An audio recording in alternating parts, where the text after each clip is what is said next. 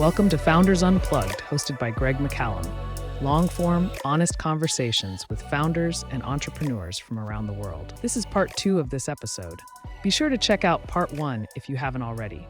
Link in the description. This episode is brought to you by Founder Catalyst. If you're raising funds and you need to get yourself SCIS and EIS advanced assurance and you need some help with that, then stick around to find out how you can get 5% off of Founder Catalyst's services. Okay, we're back for part 2, and I'm here with Yuru of Hey, Food is Ready. Was that it right? Yes. Yeah. Okay, good. We've had a great part 1, talking about all kinds of stuff. Definitely check that out if you haven't already. It gives a bit of context to what we're talking about now, because we're just going to be continuing on the conversation, or not. It's up to you. I'm not in charge of what you do, but it would be useful. Like I was just saying at the end of part 1 then, I'm really interested to know kind of, because you were mentioning in part 1 how you originally went into you came to the UK presumably to study, and really because you were going to go along the finance path. Yeah.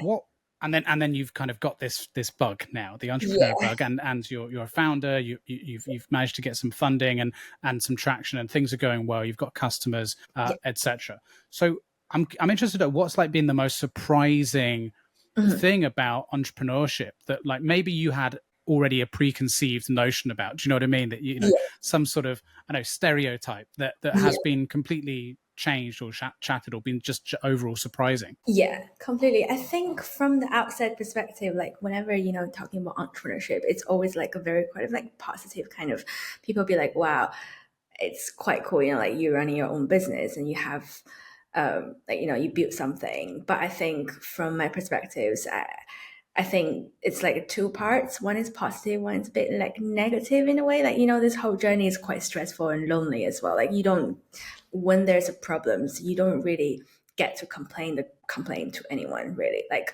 you need to like find a solution for your problem and then, make it work somehow. Like, for example, if you don't have clients, you don't, like there's no one going to find clients for you. You have to like actually, going out of your way. And even if you're like an introvert, you have to like going out of your way to build connections and then to get to know people and doing a lot of things that makes you feel like uncomfortable in the past, but you got to do this. But if it's a job or something, I think probably you have ability to choose like what kind of job you want to work. For example, if you are an introvert, you probably don't want to do like a client facing jobs, then you can choose to do like something more behind the scene. But as an entrepreneur, I don't think people get to choose like what they want to do. It's more like, I love solving the problem. I love doing what I'm doing. Not like all the things come as a package. Is like not all the things in this package is what I enjoy doing, but overall I love what I'm doing, if that makes sense.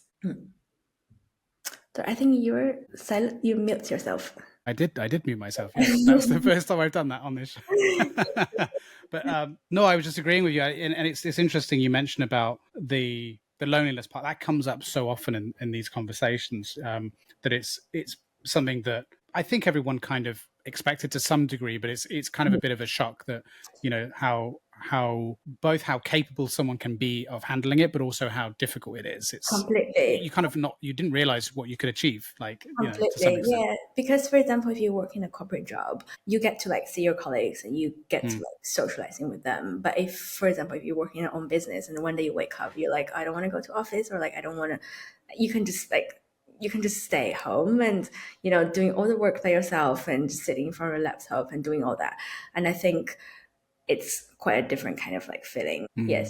So that's why like it's so important to have like a community of like, or like have like a shared office space where you can like go in 100%. And meet other people and just to talk, like not even like talk about business or anything, and just like to say hi. And I think it's very important. Well, I mean, just like the show that we met at, like that kind of stuff is so good for that, because you meet so many like-minded people, and it's just, I mean, it energizes you as well. And just to be around people that understand where you're coming from without even needing to talk about that. Like you said, you don't even need to talk about how difficult it is, but like you just all know. And in that way, there's context behind everything else you say that's already understood. You don't need to kind of explain like you might have to do with a friend or, family member, where it's like, let me give you context to why I'm saying this. It's like, because otherwise their advice or their responses might just be, just go and do that. And you're like, you don't understand.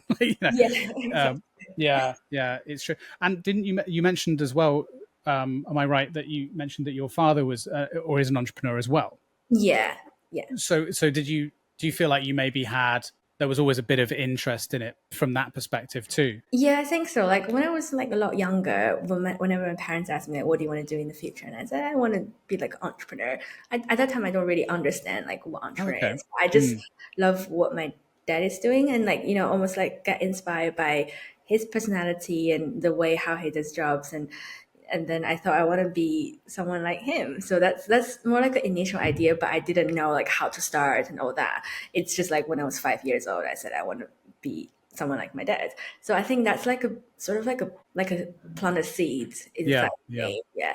But then growing up, like I had different ideas. I want to like study chemistry or like archaeology later, and then at the very end, I was like, what? I'm gonna do business. I like the sound of like consulting works as well, like solving problems for the clients or like working for, or like I had an idea of like I want to work for like fast moving consumer goods company and trying to like understanding like consumer behavior. So I had so many different ideas, but one of the main thing when I was really young is like I want to be an entrepreneur like my dad. And then finally I got this opportunity to really like put that into practice. So you came back to it. That's interesting. Yeah. And what is the business that your dad runs? So he runs like a construction kind of business. So like taking all of the waste minerals and from like different places and then use this machine to filter them out and then sell the purified minerals to people. Wow, complicated stuff. Yeah, it's a bit complicated. I never really like ask him in detail like what you do, but sometimes my dad got way too exciting to talk about it. And I was like,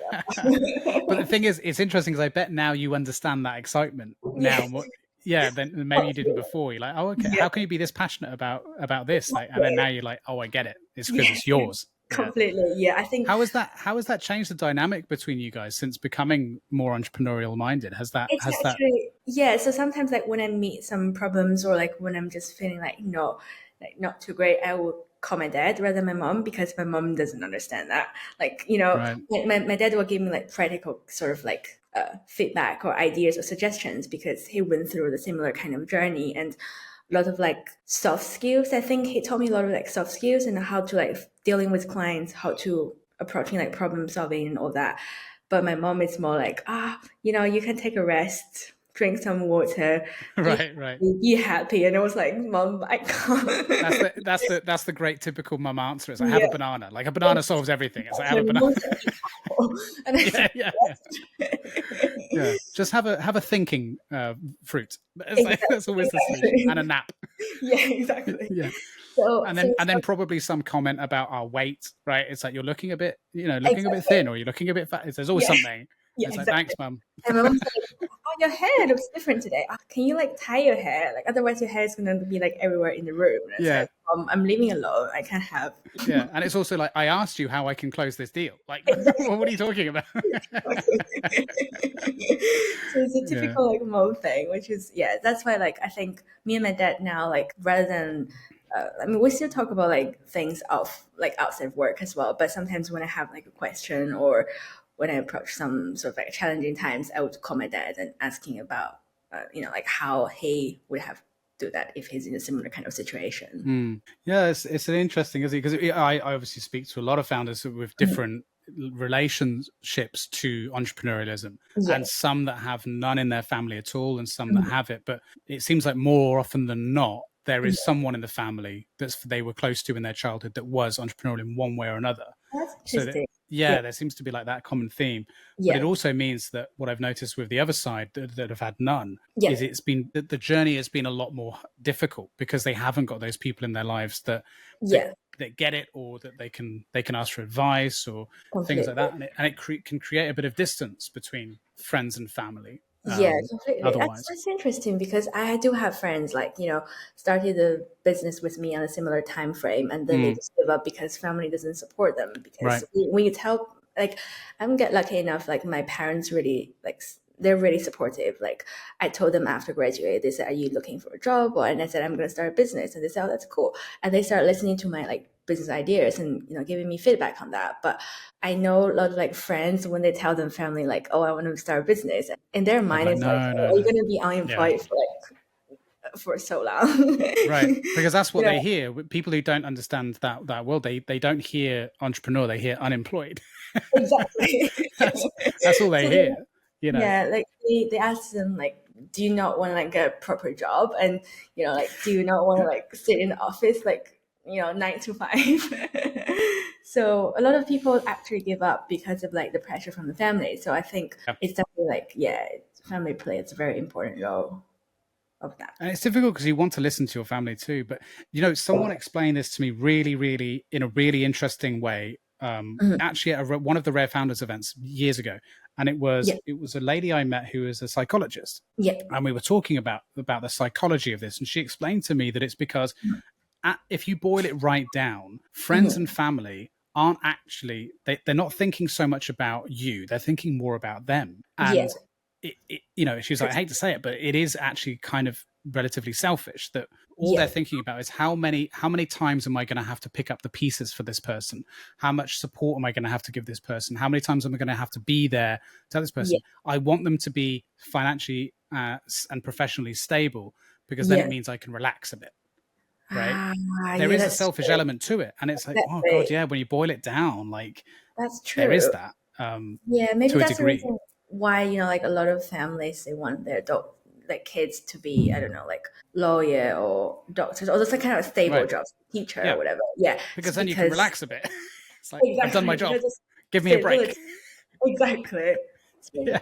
really, really good. Yeah, I I never mean, think look, about we've all got that inside us, as much as we care about people for their reasons, we also care about ourselves too. So I can see that. It's the duality of it. loving someone. Like, Yeah, that's the really. problem, like love Yeah. isn't entirely selfless. It's also very Yeah. selfish. Like, you are mine. Like, that in Yeah. of itself, it's quite a complex emotion when you break it down. And it definitely, Exactly. the love in family is messy, right? For sure. Completely. Yeah, but no, that's really interesting dynamic, and the fact that your relationship has changed, becoming sort of equal, in that sense Yeah. of like both becoming entrepreneurs. Yeah. That's great to hear that you have that support, because like we said, so many don't. Mhm. What has your experience been like going through the fundraising process? Because that Mhm. must have been quite a journey. Yeah, I think it's quite challenging. Yeah, because first of all, the funding environment in the UK at the moment is not really good. So especially like I listened to one of the talk from one of the founders back in 2021, I think at that time. So they said back in 2021 it was like a big in funding and a lot of like company raised closer around at that time because for like variety of like reasons. So at that time, they probably don't ask you about traction or anything. As long as you Mm. have like a good idea, a good team, and you probably can close around. But more and more like come to recent time where they want you to have a good team, want you to have a good tractions as well to prove like the product market fit, and then to at least maybe have like an MVP to show them like what your idea is. So there's like more and more requirements adds into it, and I think that's like just the overall like changing of environment. And in terms of my own experience, I think I reach out to so many people and I mean get a lot of yes, but also get a lot of rejections as well. I think it's just like the whole sort of process of how to handling rejections, how to not let those rejections uh, like almost like stop you, because when like sometimes when you apply funding on people like VC's website or like speak to angels, they said, oh, I love what you're doing but it's a pass for me. And I was like, what does it mean? Mixed So it's signals, yeah. exactly, it's like if someone like your idea and why they don't want to back you, it takes a lot of like initially I took all of these like rejections to the quite personal level. Is it because of me or whatever? And then like now I think through the whole like fundraising process or journey, I tend to like separating two things. Like I don't think that's a rejection from like rejection to me. It's more like to the business, and seeing myself and business as like two separate entities, if that makes sense. Because initially Yeah. when I started, I see the business as my baby. I mean, I Yes. still see that as my baby, but it's more like whenever people have like a different opinion or comment towards a business, I take it too personal, and that sort of sometimes made me double think like, am I doing the right thing? Should I keep going? But when I start seeing that as like a two separate entities, and I don't take that too personal, and I start having like a better perspective towards things. If that Yeah, makes sense. 100%. I think the key to it, to some extent, is to take it personally, when it comes to your business, but only at the right times. So it's knowing when to switch it on and off. So like, obviously the business is personal and you know, because you love it and you're passionate about it and you don't want to be too disconnected from that, obviously. And you want to show that. It's like, this is what I'm passionate about in my life. It's, you know, everything. But then, yeah, when you get that feedback, you need to switch that off just so you can focus purely on the data you're being given and remove the emotion from it. And that's a difficult thing to switch on and off throughout the process, because if you leave it off, then no one's going to believe that you care, as well. So it's a difficult thing. And also like just like it's so helpful for your well-being as well. Like sometimes like when you see a lot of rejections, and I was like, is it something that's like I did was wrong or whatever? I started doubting myself, but then I started thinking back. I was like, it's actually not about yourself. It's just about the business, and people like different things. So some people maybe just doesn't like what you do, and it's completely fine. And you always get people who support you and buy into your mission and journey, and you can't let everyone likes you. That's the reality of the work. Hi, a friendly reminder to share this episode with your network, like and subscribe. And if you are feeling really supportive, please consider reviewing the show on the podcast platform of your choice. It all really helps support what we do. Thank you. Now back to the show. I think that where it is helpful to think about ourselves, though, in this is what can I do to improve? Right. Yeah, so as opposed to, oh my God, what's wrong with me? I'm terrible. It's more like, okay, if maybe there is elements of how I'm doing it or pitching it or presenting it that I can improve. That's healthy, I think. But as long as you're looking at it in the way of like improving as opposed to just feeling sorry for yourself. Like it's a fine line. It's so hard to balance. This is what people don't realize. Like you can fall down those traps very, very easily. Which is why so many people fail, because this doesn't just happen at this stage. This happens throughout the whole journey of entrepreneurialism. Up and down, up and down, up and down, like multiple times a minute. Exactly. It's crazy. Roller coaster moments. Absolutely. But what was going to ask you? Yeah, so it's been a bit of a roller coaster, I can imagine. So, well, actually, that's what I was going to say as well. Is one thing that I think is also really helpful is to try and just find out why, right? Yeah, completely. Why have I been rejected? Like, what can you give me? And I know this is a contentious subject because of so many investors are very hesitant to give feedback because people take it so personally. And they've learned that there's just no value in them providing the feedback now because they get their head bitten off or they burn bridges or whatever. So it's very rare to get actually useful feedback from people. But if you've built a good relationship with some investors, I think it's important to try the best to get like, please just tell me honestly, what can I do better? What can we do better? Because if there's nothing worse than sitting down and trying to guess, is it me? Is it the product? Is it what we said? Otherwise, you're just shooting in the dark. You don't have the data. So it's like, so if you don't have the data, don't worry about it until you've got the data, but it is difficult. Have you been given much sort of direct feedback along the process, or has been? No. So like whenever I get rejections, I always, like write back an email saying that, is there any feedback from your end and to help me improve or whatever. And most of the time people just sort of like ignore the email. Like, and some people just be like, oh, it's nothing to do with your project. It's just like, for example, it doesn't fall into like under our funding philosophy or like one of the verticals that they're or not enough traction. That's the typical one, right? So it's always like quite vague, but so I got this, one of the good way of asking for feedback is to actually asking people who is not like, I reach out to a lot of like investors or like people in the same sort of areas, just asking for feedback about my project in general, like not really talking about because then people are more willing to like give them your like honest opinion towards how they think about a project, your business. So that really helped me. So I reach out to a lot of like investors. Maybe they're a bit more like further ahead, like for Series A rounds or whatever. So when they look back and they already work with a lot of like companies who is successful on their portfolio and they know the whole journey, how they get there. So when you ask them, they know that, you're not really like ready for them yet. And so they are more willing and open to tell you, how can you get there? So I got to know so many amazing like people and got some like really, really good advice from them in the past. It's a very good approach. It's what I'm doing right now actually with my startup. So literally we started properly outreach and stuff to investors about 2 weeks ago. Yeah. Lots of ups and downs, as you know, lots of no's, some yeses, some second meetings already booked. So things are moving well.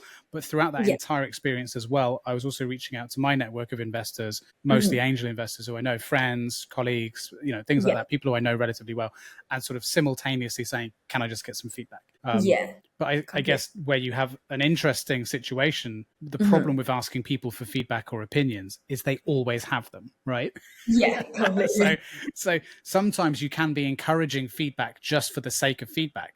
You know what I mean? And you can end up in this situation where you're like, I need to just stop. I need to just decide that I'm confident. Yeah. That is pretty much an impossible task, because how do you know when you've had enough, tinkering to your pitch? And like, that's the difficult thing. At some point you just need to go, do you know what?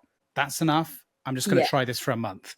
Do you know what I mean? Otherwise you'll just keep changing and changing and changing. Too much. Exactly. I think when I just started the business as well, like I reach out to so many people for feedback, and then some people say it's not going to work. Some people say, oh, I like this, and you can also do that. So it got me like really confused, and I was like, I just need to focus on like one thing I really want to do, and then keep doing. Because I remember like someone said you can also like start like academy to teaching people like how to get food hygiene documents, like there's a market for that as well. Or some people say you can reach out to like maybe work with like hygiene consultants and get like or like reach out to like insurance company and get like something from them as well. So there's like loads of good ideas, but it will just like spread myself like so thinly. So I just thought like, what, now I get this, maybe it can be like a future sort of activities to do, but not immediately. And I think that's it. It's so noisy. The space that we're in, it's so noisy, and it's something that I'm always I've said this on this show so many times, but it's something that I'm always very self-conscious about creating this show. It's like, it's just more noise for founders to listen to, and I'm worried that there are founders now listening to this episode, writing stuff down. I should do this, I should do that, and it's like, just trust your instinct. Really, I think that's what it comes down to. You've got to hone your instinct, and you've got to trust your gut a little bit. Completely. And it might not always be right, but as long as you're going into it thinking, I'm going to walk away from that and learn from it, and then you'll be fine. Like, because there is no right or wrong way ultimately. Exactly.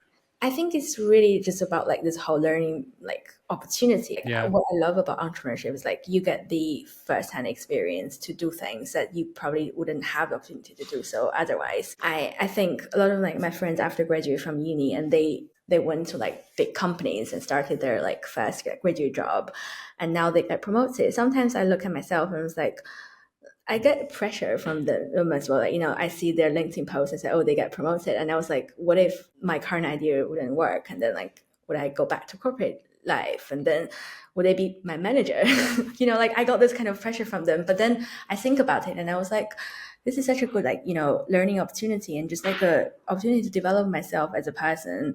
Without this whole like setting up the business, I wouldn't have the opportunity to meet so many amazing like chefs, so many amazing like entrepreneurs who are coming from different backgrounds and started like their own business from like a small problems, and they're so passionate towards it, and then build something up, and maybe they're exited founders. Or I met a lot of like people like you, and people like so many like other people that you could meet at networking events, and without the business, I wouldn't be able to get to know them, and they're coming from different paths, different backgrounds. So this whole like learning opportunity, the opportunity of like building my network, it's like plus from what you're doing. So whenever I think about this, I get less anxious. Yeah, and I think that's a really, really healthy way of looking at it, because then it turns it from what if I fail to if I fail, so what? Because I'm not. There's a difference between failure and losing, right? And so if the business fails, it's like, okay, the business fails, but I haven't lost. Exactly. I've gained so much. Yeah. Exactly. And so you cross those bridges when you come to them. But obviously, for those of us, and I think you're one of them, that are so passionate about what they're doing, failure almost isn't an option anyway. I like that. Yeah, exactly. And also like I look more just like maybe an attitude in life in general. Like I appreciate more about the journey itself rather than the destination. I think you're not really rushing towards the destination of your life. Like the destination of everyone's life is death. and you're not rushing there. It's more like enjoying the process, enjoying the whole journey of like Exactly. every day you're meeting different people, doing things that you enjoy. And I think that's the most valuable thing than what you eventually achieved. And that's far more appealing to me than, 9 to 5, Monday to Friday, exactly. working in the same company for like, you know what I mean? Like, Exactly. I couldn't think of anything worse. Yeah. But like, I mean, look, that doesn't mean like I'm looking down on anyone else that does that. More power to you. Like, we've already outlined the reason why doing what we do is not for everyone. Like, completely. and I, there are definitely times where I think, do you know what, that would be so much more simple. But I couldn't do it now, really, realistically. Like, Same. I don't think anyone would have me anyway. But the thing is, if you're ever looking at your friend's LinkedIn posts about promotions, just remember, you're the boss. You can promote yourself anytime you want. Yeah. What's above CEO? Yeah. I don't know, actually. VC. Yeah. Exactly. I love that. Or sometimes CFO these days. That's really who's in charge. Yeah. Exactly. And talk to me about the team. So like you're a solo founder, right? I mean, that presents itself some unique challenges in of itself. But like, have you surrounded yourself with people within the business and the team, advisors and stuff that are kind of really helping you get all this done? Yeah, completely. So I think one of the things, so at the moment I work with another lady you met at the event, I think. So it's quite easy. So she started as a chef on the platform. So her background is really interesting. Like she worked like around 20 years in corporate world in Malaysia and then decided to take a career break. And so bought flight tickets to Paris to learn cooking. So then she did a cookery like a degree or course at Paris at Le Cordon Bleu, and then afterwards, after this like a long like a break, and then she got a job. I think in the UK at Trainline. So she's like head of like partnership, but then working corporate and having this like cookery class, like cookery school degree. And she was like, I'm going to start something like as a side hustle and, selling my homemade foods, like meanwhile, like working in the company. And then the side hustle got quite busy. And then she was like, you know what, I'm going to quit the full-time job. I'm just going to be a chef full-time, like home chef full-time on our platform. And that's how we like sort of start working more closely. And then she was like, oh, my background is like head of partnership, so I can help you to like maybe build some partnership with different like organizations. And then that's how she's sort of like more formally involved in the business than the cooking. But now she's still like cooking on the platform and meanwhile like doing some work with us as well. So it's very exciting to meet like-minded people and having them join us as well. And also like we work with like initially when I started the business, I don't really have any like network or connections within the industry. Like I'm quite new and like I never really worked in like food industry before. And my formal like work experience either in like financial like institutes or consulting firms. So like that's like more like internship. And then after graduate, I just jumped into like entrepreneurship, like start a business. So I spent quite a long time building out my own like network to get to know people, get to know the right people. And that's why like I think probably my fundraising journey is a bit like more difficult because like I can't really raise money from my friends because they're like fresh graduate. They don't have like lots of money. So like you got student debts and exactly. Like you raise funding from your friends. And I was like, but my friends are all just like getting a graduate job, and how can I raise like 10 20K from them? So it's a bit of a different like journey. So that's why like it pushed me a little bit more, and I just actively push myself and to get to know people and to speak to people and build my own like connections and all that. And that's when LinkedIn came in like very handy. So I reach out to a lot of people I look up to and they have like a really good experience in a similar kind of company. And I just reach out to them. I said, this is the project I'm trying to do and can I get some feedback or advice? And some people really expressed their interest in working with me or being an advisor. So I got to know like, for example, one of our advisor used to work for Deliveroo, head of like global dark kitchen. And another of our advisor is doing similar sort of like catering kind of business, but in Malaysia. So all of these people, it's just like people that I didn't know before. And I just reach out to them on LinkedIn and, having a conversation with them and see, this is what I'm trying to do. Would you be open to like, have like maybe an hour or two of your time every like month, and just to go over some questions I have and see like if your past experience can contribute to something. So yeah, that's how I got to know them. And now we have 4 advisors on board, and also like we work with YE and Look. So it's a good team. That's awesome. And you mentioned dark kitchens there. Yeah. Just in case people don't know what that is, can you explain what that is? So the advisor called Deck, and he used to work for Deliveroo, head of like dark kitchen. So dark kitchen is like it's like almost like a commercial kitchen, where if you are a takeaway but you don't have like a storefront, and you can rent one of this place, not for taking like restaurant orders, but for taking like takeaway orders. It's almost like a cloud kitchen or ghost They're kitchen. literally set up just for online, basically. Yeah, aren't they? exactly. Just for like, selling your food. Maybe like the dark kitchen will be like close to, I don't know, Liverpool Street or whatever. And so like on a weekday, for example, rush hours, and they can just produce lots of food. There's no publicly facing element to it, is there? Exactly, It's just like, yeah. yeah. And I've seen some of those places. They can be like, huge blocks of full of dark kitchens for all different kinds of businesses, and Exactly. and you can rent them out and stuff, and Yeah. you get pop-ups that do it as well, don't you? That Yeah. sometimes businesses that tour as well, that I'll move around from dark kitchen to dark kitchen. It's really interesting. It's a world. Yeah. So it's so that's why like I think his experience is like handling with those like almost like independent like food businesses, and then also Deliveroo itself, it's like a marketplace. Course, So yeah. like we're building a marketplace as well. So I think like his experience and like key learnings from the past job really contributed to our business. Great people to have on board with the vision, for sure. Yeah. And kind of back to what we were saying earlier, like about how it can be quite easy to get lose confidence, right? If you're speaking with people like family or friends or whatever, you don't get it, and and that can put you off. Is just ask people who know, and nothing will boost your confidence more than having like the head of Deliveroo Dark Kitchen say, "I love your idea." Like, what more validating is that? Like, who are you going to listen to? Your nan or the head of, like it's that guy. That's the person you listen to when he says it's a good idea. It's a good idea. You're onto something. Like that's validating. Raising investment is painful enough without getting bogged down in the legal costs. That's why I'm using Founder Catalyst, today's sponsor for Peer, my startup's pre-seed raise. We've been lucky enough to have Sam, the CEO of Founder Catalyst, on the show before. Go and check out that episode.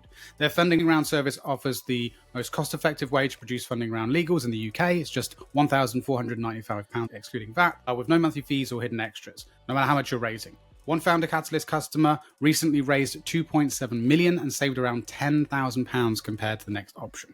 If you're looking for SEIS, EIS Advanced Assurance, they've got a 100% success rate over the last 3 years. Founder Catalyst is built by founders for founders, and from my own experience, I can't recommend them enough. You can scan the QR code on the screen around here somewhere or around there somewhere, I don't know, or use the link in the description for 5% off. Thank you to Founder Catalyst for sponsoring this episode. Now back to it. But if all these people tell you it's crap, then you should probably listen to that too. Totally agree. That's great. That's really great. So where are you now then stage-wise? So because you were raising pre-seed before, are you still raising pre-seed technically? Have you closed that off? So we were raising like at the beginning of at the end of last year, and then approaching Christmas, and now like we're in the middle of like closing the rounds at the moment. So and we also like in the same time we got like an unlimited grant. Cool. So we were applying that before, and then we got quite recently. So that grant funding also can help us a little bit more, like from like a cash flow perspective. And Unlimited is like an organization promoting like social entrepreneurs, and I got to know like a lot of amazing people doing like something which they're passionate about, but in the social space. And it's a good like community to get involved in. For sure. So then what's next? What is the rest of? Oh no, we touched on it briefly. Some of the like the content ideas you've got, but like in terms of like literally, you've got to close this round. Presumably, that's obviously step number one. Then what is it? Team expansion? Is it just focusing purely on getting more chefs, more you know what I mean? Like what are the practical sort of things that you're looking at now? I think one of the main things to like building up the sales pipeline, and to like because all of our past orders, I think I mentioned to you last time, like all of our orders are generated like through personal like connections or referrals, because Right. I went to like all of the events in the past and just to get to know people and speak with the event managers and to tell them like what I'm trying to do.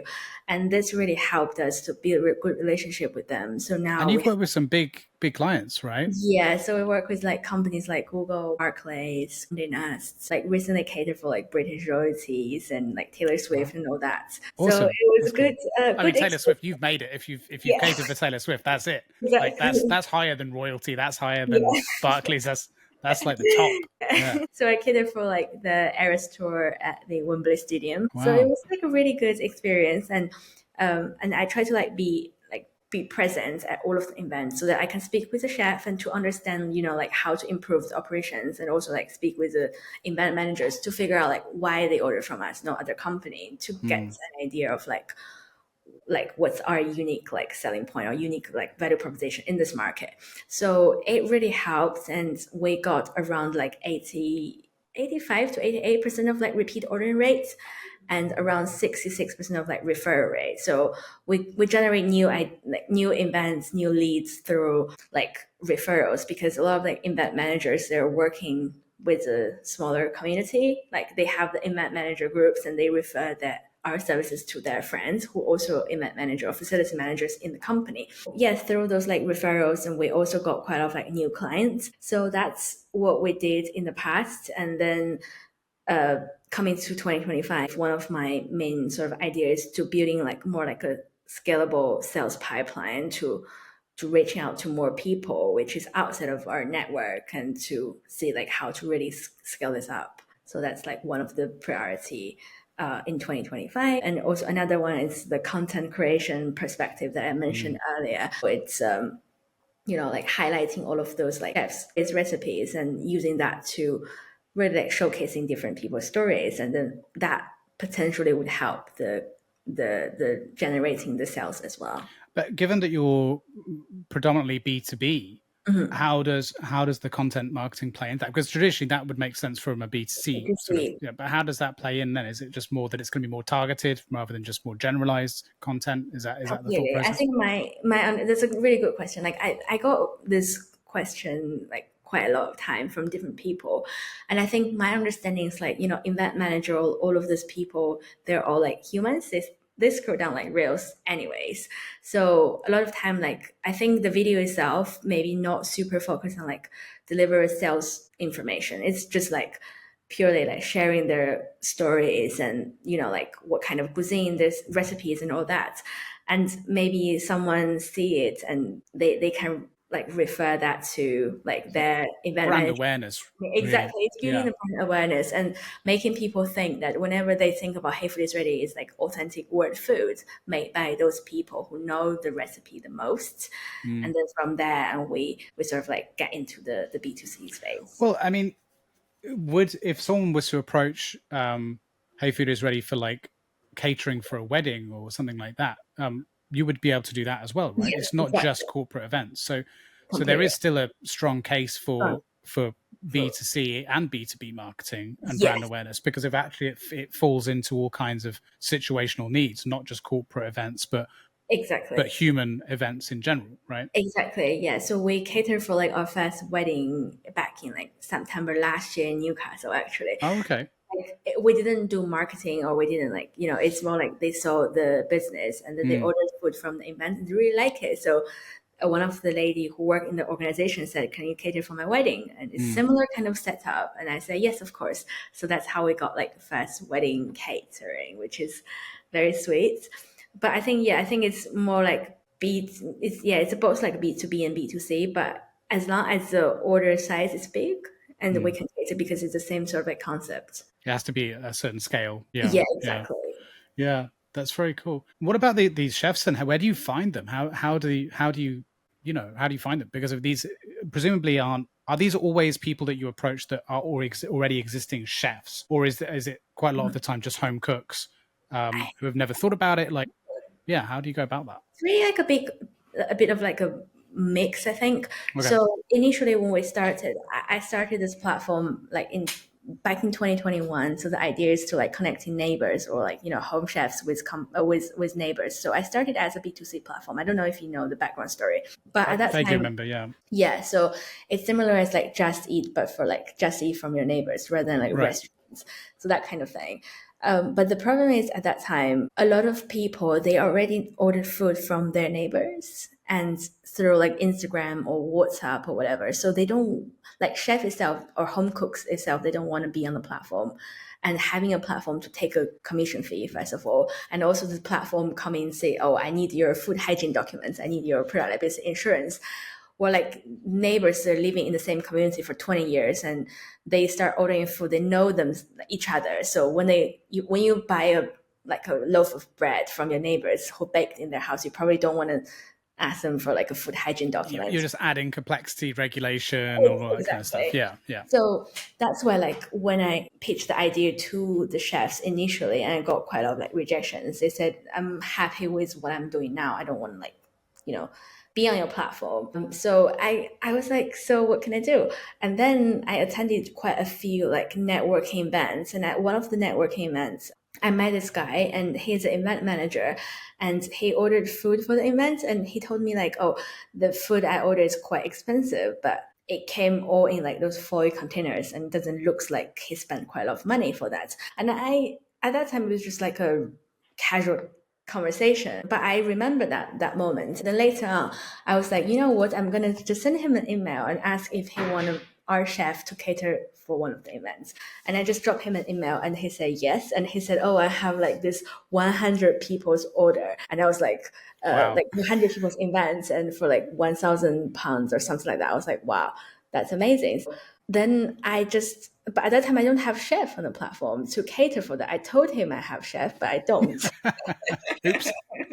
Yeah. So then I just use an order to reach out to all of the chefs I spoke in the past and say, okay, this is an order. Can I order something from you with this money? And they said yes. And I said, then if you want to take this order, I need to verify your documents. I need you to be on the platform as a criteria to take orders. Right. And then that time chef was like, okay, so how can I do to get this order? Now there's a need and everyone, it all lines up. Exactly. Yeah. So I call this like a demand-led strategy. So I secure demand first and then use demand to attract supply. So for example, now sometimes occasionally we'll get like, clients requesting some niche cuisines, which we don't really have chef to cater for that, but I don't first say no to them. What I do is I reach out to I do a research on Instagram or whatever, like platforms, and trying to find the chefs who can cater for that and then onboard them to the platform. So I use demand to onboard supply to it's like demand gen, or like putting something out on like what's it called, tenure, like putting something out there to sort of it makes sense. It's a good way to do it because otherwise there's just no incentive. Yeah, exactly. I think one of other like company, I don't quite remember, but maybe like it's called the Grubhub. Okay. I think one of those companies, like they started in the US, and how they onboard restaurants, like they didn't really ask restaurant for permission. They just like uploaded their menu, and when people order food from the restaurant from their platform, and then they take a cut and then just order food from those restaurants, and then from there they start building the connections and relationships. That's a bit dodgy, but the way you've done it is not. That's how a lot of marketplaces started, right? Is that they would just scrape the data, put them in, and then just say, and then act as the intermediary, and then build the case and say, look, we've managed to generate this many clicks, this much interest, this much money. Completely. Now you should sign up to our platform or whatever and make it official. Completely. Yeah, I mean, these days that's seen as a very bad way of doing things, but it worked back then. But this is far more on the right side of the ethical side of things, which is just you want to make sure that you've got the business first before you then approach the chef. That makes sense. You're matchmaking essentially. Yeah, exactly. Because otherwise, like the chefs would be like, you don't have any like business. Why would I want to be on your platform? So if I secure the demand and then tell them, okay, this is the demand. So now do you want to be on the platform? Most likely they will say yes. And that's how once we pivot to this new strategy, immediately we have like over 100 chefs like onboarded to the platform. And then we have like over 300 chefs on the waiting list and just waiting to be on board to the platform. So I see that kind of strategy as a good way of breaking those like chicken and egg problems Of course. our That's the market. way you have to do it. Yeah, marketplaces are hard in that respect. We talked about that before. It's very difficult. But presumably at some point, the majority of this is all going to be taking place in a self-serve way on the platform, right? Exactly. That's the goal. So how far away are you guys from that? Yeah, so at the moment, like all of the chefs, they can directly like uploading their menu and creating their profile, but the matchmaking process is still quite manual at the moment. So like clients can express their interests of like up to 3 chefs. So for example, you enter your availability, your location, your budget, and then the platform itself can match like 3 chefs for you, but it's not like an immediate yes. So this order will then send to 3 chefs, and then you can discuss with them and then see which one do you want like moving forward with. But I think so as a platform, we're still involving like the communication with like 3 chefs and then getting like a sample menu from them. But I think eventually what we want to do is to automate this whole process and then acting as like the real marketplace and to facilitate just transactions. Yeah. It's got to be gradual, right? You can't do everything all at once, and you need to figure out what works best and what doesn't over time. It makes me think of I remember a long time ago when I was looking. What were we looking for? It was what do you call them? Like a babysitter or a nanny or something like that. This was a long time ago with our first child, and there are all these platforms online that apparently do it. And it was a similar kind of thing. It's like because of there's obviously the compliance side of things, so you need to see their DBS checks and certifications and so on. Yeah. But also because there's a relationship thing, right? There's a relationship element to it. You want to get to know the person, and then there's also the specifics. Every child is different. The needs are different for every parent, etc., etc. And it did a similar kind of thing. It kind of gives you put in your needs, and it gives you a list, and then it's like sort of arrange to have those initial conversations, and then it's kind of on both parties to figure it out from there. Sort of what works best. It's kind of more that matchmaking and get the conversation going initially. Good things about it, bad things about it. This was a while ago. Maybe those sort of platforms have evolved, but it was certainly interesting. Similar for like personal tutors and stuff like that too. There's a similar kind of thing there with that. That's all very, a similar kind of approach. Completely. But yeah, that's really exciting. So that's going to be the next phases. Next Brilliant. phase, develop the technology and or like developing additional functionalities in our platform. Right. To make it more like automated. So where are the chefs mostly at the moment? Are they mostly kind of London based, or is it kind of scattered around the UK? Completely. So at the moment we're operating Newcastle, Durham, and London. So Durham is like I graduated there and then moved to Newcastle. So I started in Newcastle and moved to London. So now like all of the chefs on the platform, it's based in those 3 locations. But like we have quite a big amount of like chefs in London, I would say, because London itself is quite diverse and people coming from different backgrounds. And lots of businesses, right? So lots of events, lots of corporate things. Yeah, that's perfect. Yeah, awesome. That's great. And how does it work in terms of like repeat business then? Because if, presumably, is it the case that, well, I suppose if you've got loads of different chefs, they can just keep using you for lots of different types of cuisines, right? Then... Yeah, completely. So some like people return for different reasons, like so some of them want a specific chef to cook a specific thing, or some people want to try like other chefs because they like the way how we like do the presentation of the food and all that. So it really depends. But when they order food again, sometimes they would use a platform, but most of the time they would just send me an email and be like, can you do this? And I say yes. So that's a problem to solve next. You'll get exactly. I think even that, like I look at a lot of like platform, even like Deliveroo for work or Deliveroo for business, I don't remember, but those kind of like big platform now, they still have like account manager for most of their big clients. So for big clients, they don't automate this whole process. They have like account manager to managing all that. So I think it then comes down to like relationship building and how to maintain those relationships with people and make their job easier. Exactly. Or they might use the platform for part of the process, maybe like, or some of the, in the middle or at the end. Like it just depends, right? So it could be like that initial, it's like an email, and then you send over the list via the platform, and you know what I mean? Like there's lots of different, it depends, whatever the workflow, you've got to base it around what the customers want and how they want to do things at the end of the day. You can't force people to do it one way. But it's interesting because it just goes to prove something which is commonly said in the SaaS world, which is that not everything should be SaaS when it first starts, right?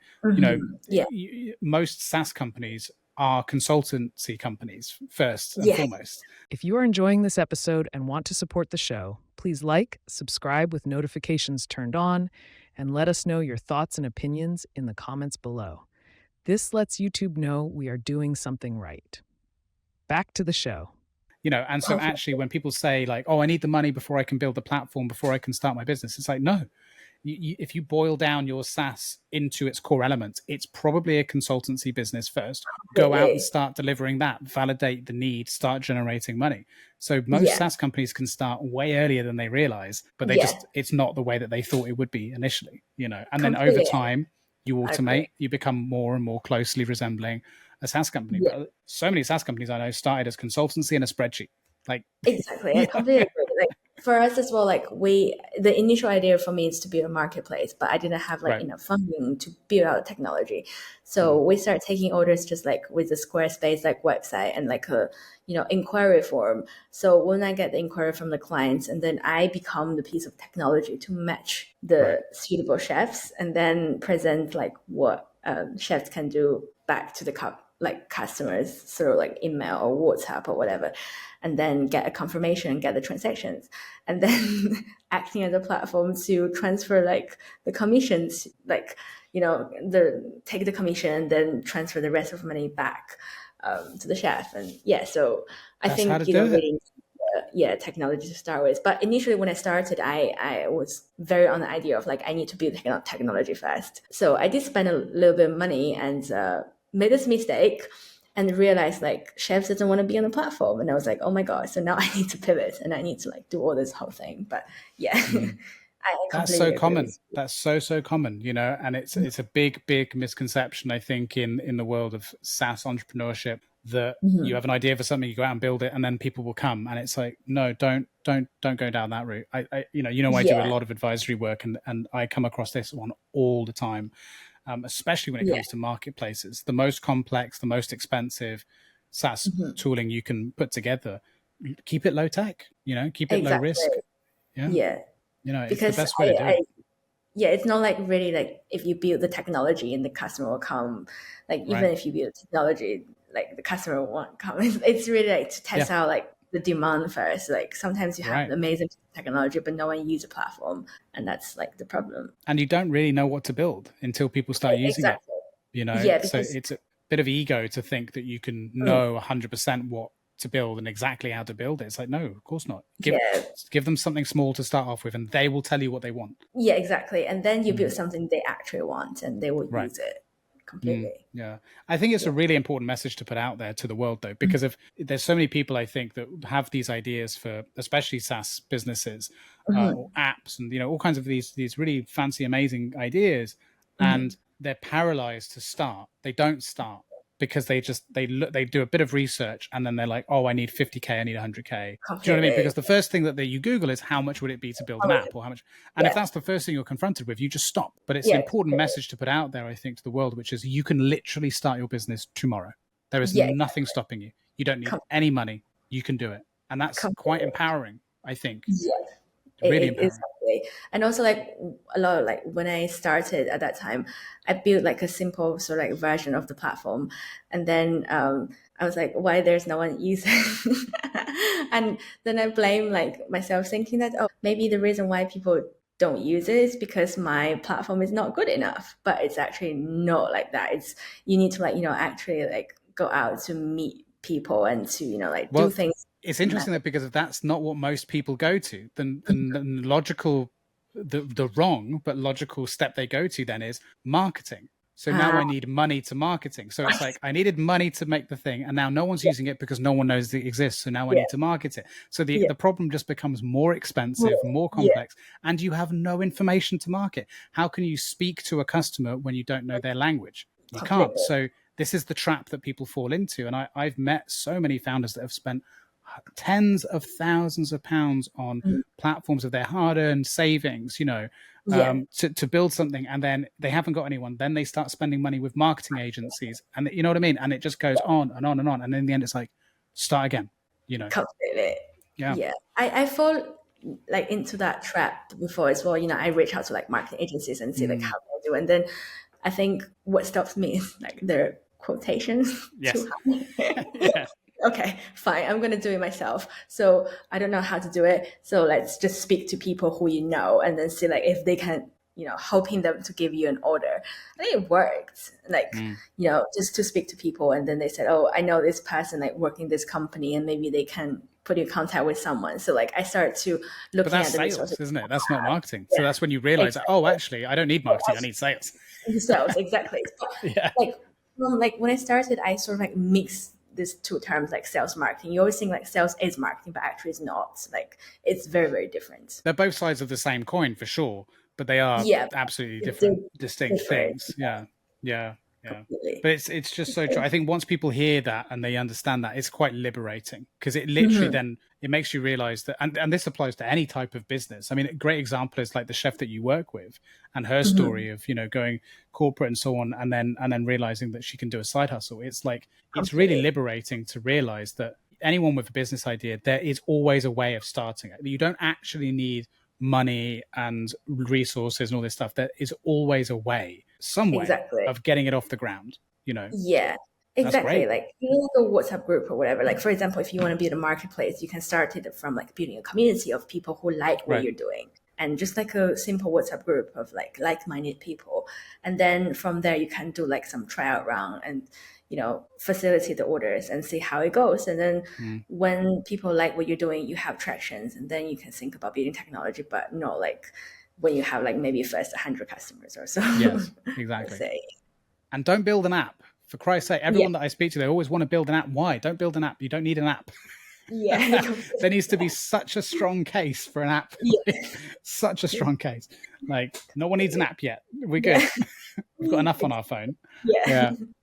But no, I think that's a really nice positive message to kind of begin to wrap things up on. I think, to put that out there to the world is coming from two people that have done it, multiple times and seen people do it multiple times. It's important to know that if you want to go out and do it, just do it. And, don't ask marketing agencies and things like that because they're going to always try and sell you. Yeah. They're not going to be honest though. That's the thing. I mean, like you were saying about the quote, they're not going to say, oh, well, actually, to be honest, we're looking at your situation and we feel like actually you should be focusing on sales first. You should be doing this. That's not their job. They're not consultants. They're there to sell you marketing, and they've got a pipeline that says, a quota that says every lead that comes in, convert it. That's their job. So be a bit skeptical of who tells you what, because they will tell you need marketing even when you don't. Unfortunately. Exactly. Yeah, you have to be very careful. Yeah, but look, before we wrap things up, there's a question that I always I've been trying to this season to ask more and more people of to kind of end on, which is quite an open one. So bear with me. But the question is this: it being in the startup world now for quite a while, is there a topic that you think that needs to be talked about that just isn't being talked about enough of? Yeah, this is where I like this question. It puts people on the spot. Yeah, put me on the spot. There's a topic that needs to talk about, but not been talked about. From your perspective. I think from my perspective, like a lot more like personal story. Like I think, again, back to what I said before, like the dark side of entrepreneurship, I think you definitely need to address it because a lot of time when you tell people that you're running a business and they just always, because people like to share their success stories. Like, you achieve that, you achieve this, but, no one really share about how much like effort you put into to get there and, how many rejections you took. Like, for example, the unlimited grants, like I applied, I got rejected 6 times and I cried like 4 times when I saw the rejection because once like I saw I really don't have like money in the bank account anymore. Like, there's like a cash flow issue because a lot of like corporate clients, they pay us after the event and I would pay the chef beforehand. So there's like a lacking of cash at that time. And, like then I was like, I really need this unlimited grant. And then like a few weeks later, I saw the rejection letter. I was like, oh my God, how can I do now? And, I cried and I was like, it's not going to work. But then, obviously after more like more attempts, and I got the grants eventually, which is very good. But when I posted like a post on LinkedIn, I say, "Oh, I'm so happy or I'm thrilled to announce that I win this," but no one knows that I got rejected 6 times. So I Right. think You're definitely not posting every 6 time we got rejected, right? exactly. Yeah. And so a lot of times people just highlighting the wins, but they don't really highlighting like the dark side. And I think it's important to like share that, because otherwise, even from like other founders, they look at their own journey and they say, why other people are keep like getting things, I'm not getting anything. And it's not like that. It's just people don't really like talk about it. But if people start talking about it more openly, and they will like, everyone will see like, oh, actually, they are facing like different challenges as well. Not only just my company, and not only just my ideas and working, not only I was pivoting, like a lot of people did a lot of similar things in the past. So I think people should share a lot more about like personal stories and their failures, not only celebrating the success. I think that's a great point. And so hopefully we've just done that, right? In a way, Exactly. like we just achieved that. But yeah, I mean, I suppose in our community, in our world, there's kind of this idea of success porn, right? Which is rampant, and it's I guess the equivalent for the general public, which is like seeing beautiful people on Instagram posting about their beautiful lives and families and children and great jobs, and it's like it's the equivalent for us, whereas we don't care about any of that. But what we do is we compare ourselves to other founders. Exactly. And it's just a natural human thing to do, to always compare yourself with others, but it's certainly not healthy. Exactly. Yeah. So when people more openly to tell about like the stories or the challenge, and I think you will resonate more with other founders as well, and they don't really, like stress themselves out, because a lot of people like they give up their idea because they think like other people are so successful and they're achieving so much more in a limited like time frame than what they did. So maybe it's not a right thing, and I'm gonna stop. But actually, that's not the reality. The reality is like everyone faces rejections, everyone faces challenges, and it's just not, you don't see that kind of stories on social media that much. Yeah, I mean, it's tricky though, isn't it? Because I mean, I think this is again one of the reasons why I think it's so important to join a community and a network of people, because you do hear those stories when you're having beers with people, or having a cup of coffee, where you do start hearing them then.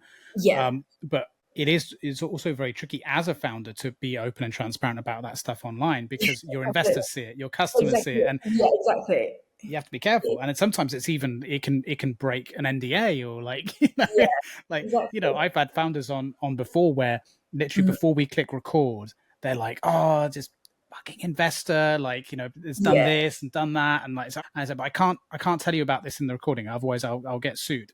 It's like, so you can't, or exits, for example, like the amount of people I know that have gone through horrendous exits, really messy legal battles and all of that. But to the world, it's just, we're proud to announce we've been acquired by so-and-so, but they can't say anything. They're under NDA, but in a private room with a chat, they're telling me the horror story that unfolded. And it's like, don't tell anyone, I'm under NDA.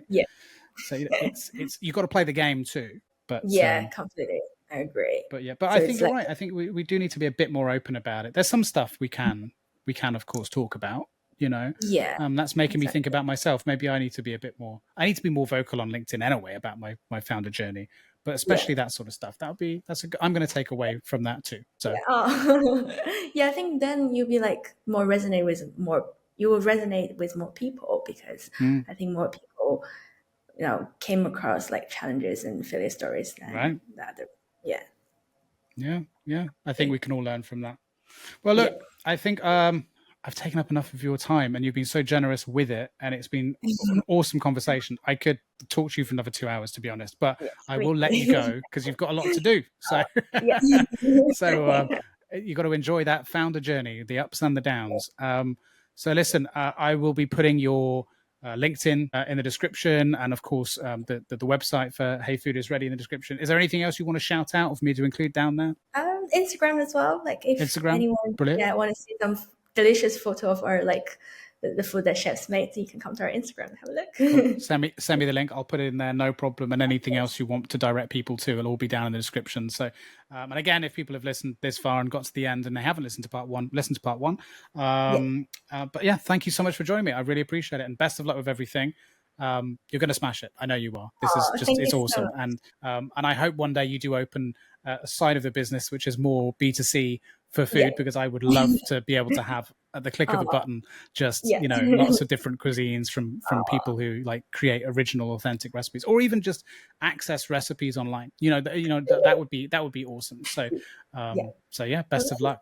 Yeah, I will, of course, like look into that space as well. Thank you so much for having me, and it's been a great pleasure to join your podcast. And thank you so much. Thank you so much. See you soon. Yeah, see you soon. Bye. Bye. Thank you for listening and or watching. Please like and subscribe, or if you are listening via podcasting service and want to show your support, consider rating or leaving a review. It really helps. See you next week.